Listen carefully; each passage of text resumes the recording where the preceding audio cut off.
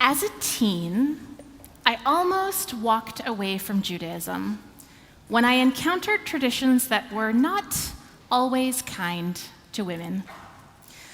I discovered that historically, women had often been excluded from Torah study and leadership, relegated to the home, sometimes even controlled and subjugated.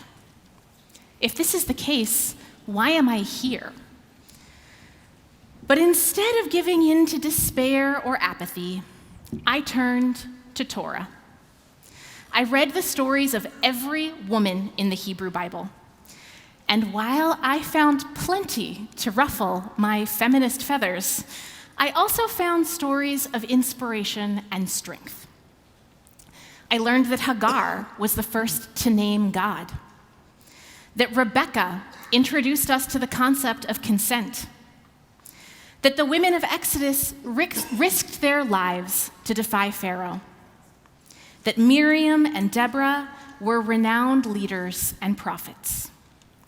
I read Judith Plaskow, Rachel Adler, Tamar Ross, Mickey Raver, and Tikva Freimer-Kensky, and instead of finding easy answers to the question of women's place in Judaism, I discovered deeper truths about myself.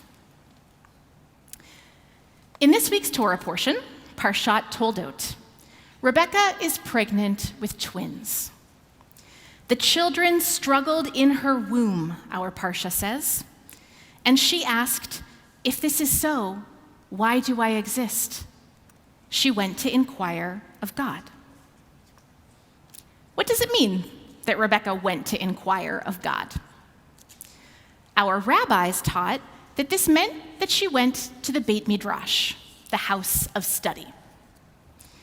When Rebecca questioned her very existence, she turned to Jewish learning, to Torah, just like I did.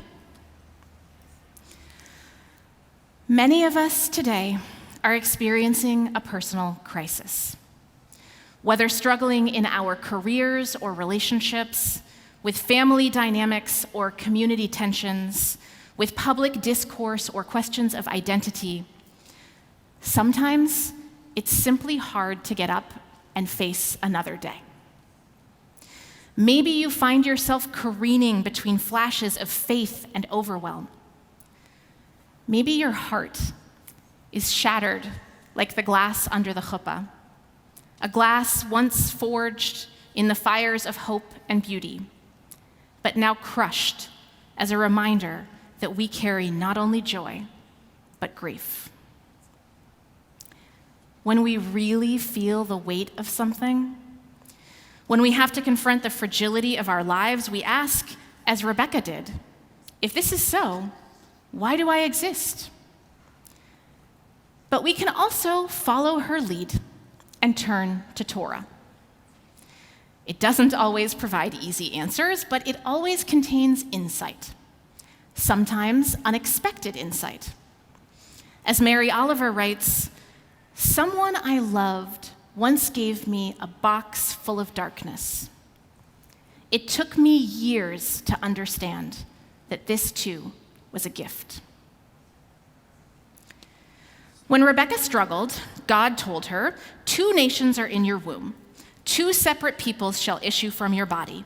One people shall be mightier than the other, and the older shall serve the younger."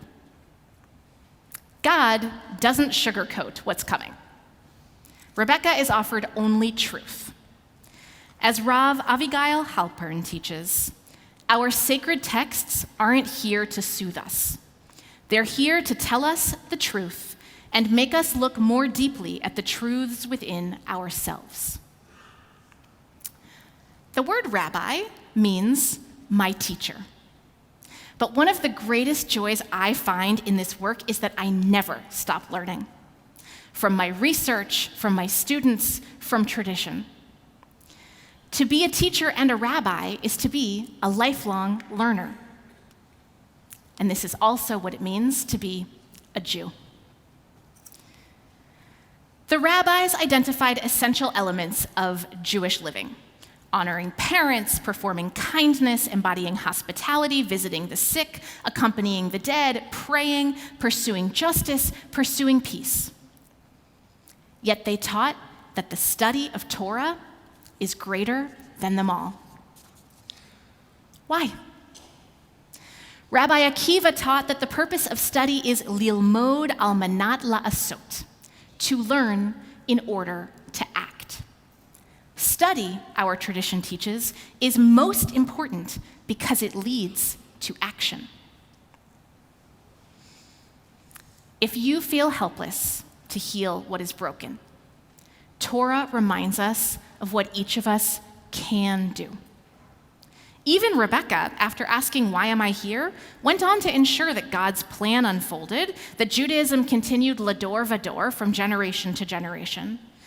Thousands of years later, we exist because she didn't succumb to apathy or fear. She turned to Torah. Rabbi Elliot Kukla says, "Finding ourselves in sacred texts is an act of survival." This was true for Rebecca, and it can be true for us. What do we learn when we engage and wrestle with our sacred texts and traditions? We learn that we are not required to complete the work, but neither are we free to desist from it. Jewish study reminds us that we must do our part, that we cannot surrender to apathy, and that we need not do it all. Spoiler alert, I didn't walk away from Judaism in my teens. Instead, through study, I discovered how we overcome hardship. And, well, you know where Torah led me. I wonder where it might lead you.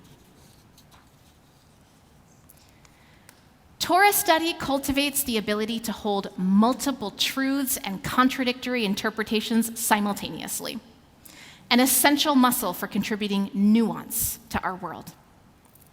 Jewish learning, and I know many in this congregation have already discovered this, fosters within us resilience and a constant reminder that our story and our people are still here, strong and proud, thousands of years after the first destruction that might have ended us, and after every hardship that has befallen us since. Our Torah, our Talmud, our debates have withstood unimaginable tests and endured. And so have we. This is why study stands above all else. It doesn't just tell us what to do, it transforms who we are. It turns overload into agency, helplessness into purpose, existential crisis into sacred direction. So if there are moments when, like Rebecca, you ask, "What am I here for?" know that Torah won't erase the question or the struggle, but it just might give you what it gave her: clarity about the truth of where you are, wisdom to guide your choices, and the fortitude to act even when the path forward isn't certain. Like Rebecca, you may not find solace, but you will discover something more valuable: the capacity to shape what comes next. Torah study is not an escape from the world. It's the workshop where moral courage is forged. It's a reckoning with the world as it is and as it could be. It empowers us to discover not just why we are here, but how to live with purpose, meaning, and one another. Shabbat Shalom.